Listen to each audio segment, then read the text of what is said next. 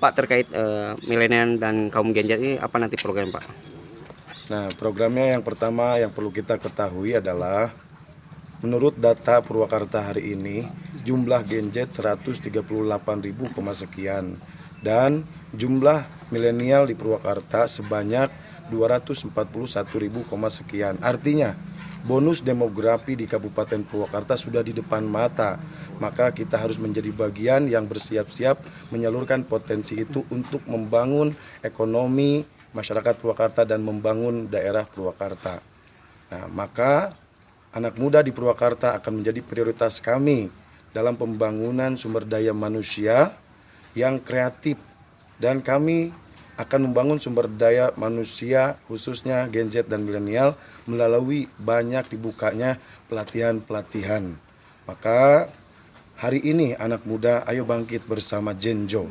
Jangan terpaku bahwa ke depan anak muda ini harus kerja di pabrik, karena banyak potensi-potensi anak muda yang mempunyai keahlian di bidang digital, desain grafis, editor, programmer, dan kita akan kembangkan ekonomi kreatif ini menjadi lebih berkembang. Khususnya anak muda harus punya prinsip sukses di usia muda.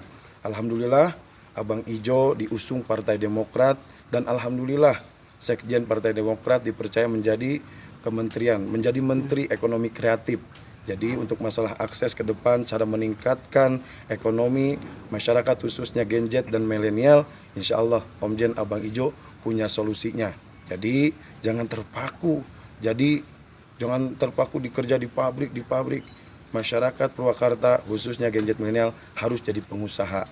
Nah, alhamdulillah hadirnya Om Jen Abang Ijo mengajak, ayo bangkit anak muda bersama Genjo. Jangan sia-siakan masa mudamu, karena masa depan Purwakarta ada di tangan anak-anak muda yang kreatif. Dan Bagaimana Pak menyeimbangkan antara industri kreatif dengan pasarnya sendiri? Selama ini karena yang kendala pemasaran Pak. pemasaran. Iya.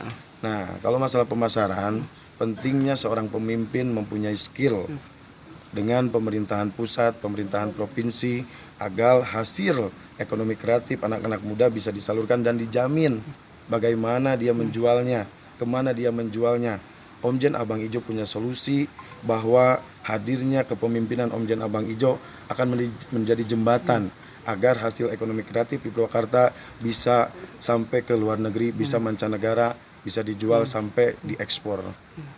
Tempatnya sendiri akan menyebar Pak di beberapa kecamatan maupun sampai ke pelosok desa Pak nanti Pak. Iya, justru di setiap desa kan, di setiap desa ini kita akan membuat ekonomi kreatif desa mandiri. Dari mulai greenhouse, dari mulai apa, kita sesuaikan bahwa anak muda ini skillnya apa, sesuai kebutuhannya. Yang pasti dari modal, penting kita pikirkan modal usahanya, pengembangan digitalnya, dan bagaimana hasil ekonomi kreatif tersebut bisa terjual dan bisa berdaya saing tinggi. Ya. Karena kan selama ini Pak kalangan milenial masih kebingungan dengan arti dari petani milenial khususnya, mungkin dia masih bingung. Kita tahap pertama adalah merubah mindset bahwa kata siapa petani itu miskin, kata siapa bertani harus kotor-kotoran. Program ke depan Abang Ijo akan mengedukasi dengan cara setiap desa kita berikan satu greenhouse untuk mengajarkan masyarakat Purwakarta khususnya milenial tahu bagaimana cara menanam yang baik dan benar, cara merawat yang baik dan benar, bahkan dijamin di saat anak-anak muda ini di saat panen rayanya. Siapa yang membelinya? Kita siap menjembatani itu, dan kita sudah siapkan pembelinya siapa. Oke, siap. Bang, terkait Ya. nah Genjo ini gimana nih untuk kalangan Gen Z itu tadi? Apakah Dengan sarana prasarana yang kita berikan, mudah-mudahan itu menjadi solusi